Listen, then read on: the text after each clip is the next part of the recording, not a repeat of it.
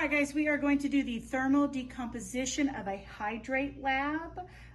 Everything is pretty much set up. We have our balance, we have our burner, and our apparatus to hold the crucible. So we're going to start with massing out our crucible and cover on the balance. Okay, I'm going to place the crucible and cover. The crucible and cover end up with a mass of 38.09 grams, 38.09. Now I'm going to take off the cover.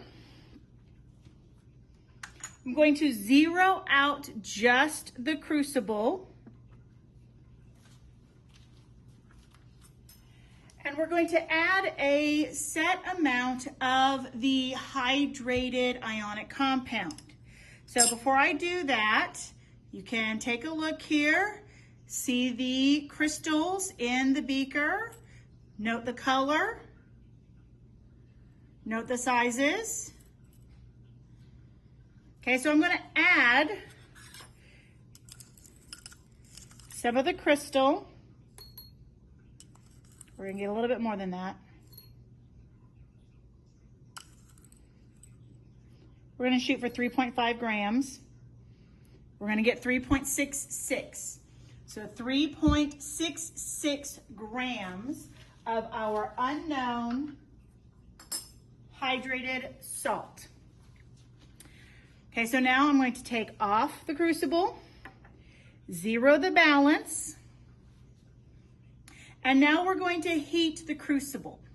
So to do that, we're going to place the crucible on the apparatus.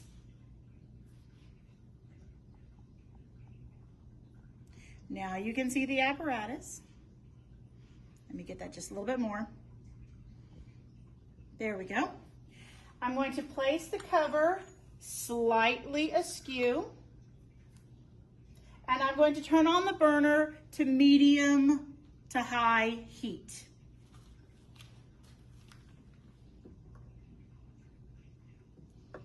Hang on just a second.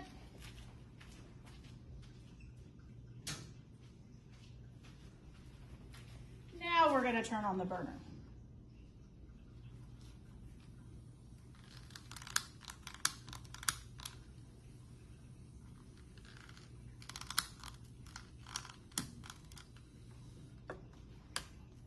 We are not getting good airflow here.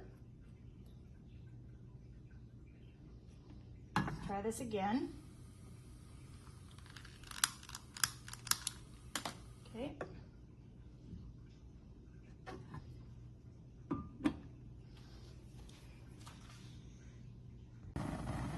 So here you can see the burner, medium to high heat underneath the crucible. I'm going to adjust it just a little bit. And we are going to burn that for 5 to 10 minutes.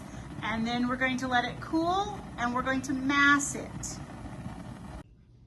So now that we have cooked the hydrate for 5 to 10 minutes and allowed it to cool, now we're going to mass the crucible, cover, and hydrate. So we take off the cover very carefully. Okay, and then we take off the crucible, put it on the balance. It needs to be cool. Place that on the balance. Add the cover back. We'll get a total mass of the crucible, cover, and dehydrated hydrate, which is 40.48. 40.48.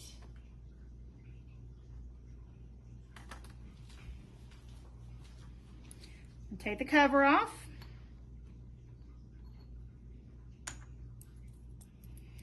And let you see what the hydrate looks like. Okay, you can kind of see it. Note the color, note the texture. Okay, we are going to place it back up on the apparatus. And we are going to cook it again for 5 to 10 minutes. We're going to continue to do this until the mass does not significantly change. So we're going to add the cover, slightly askew. We're going to light the fire so that it can cook.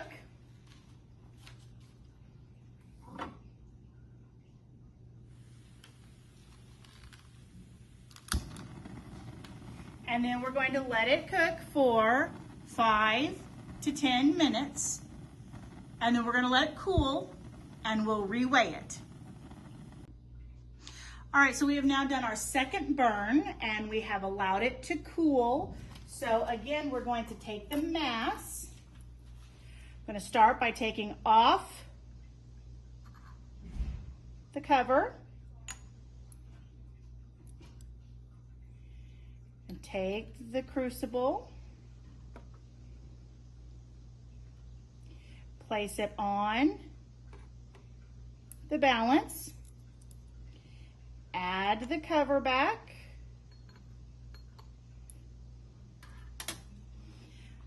All right, and our mass reading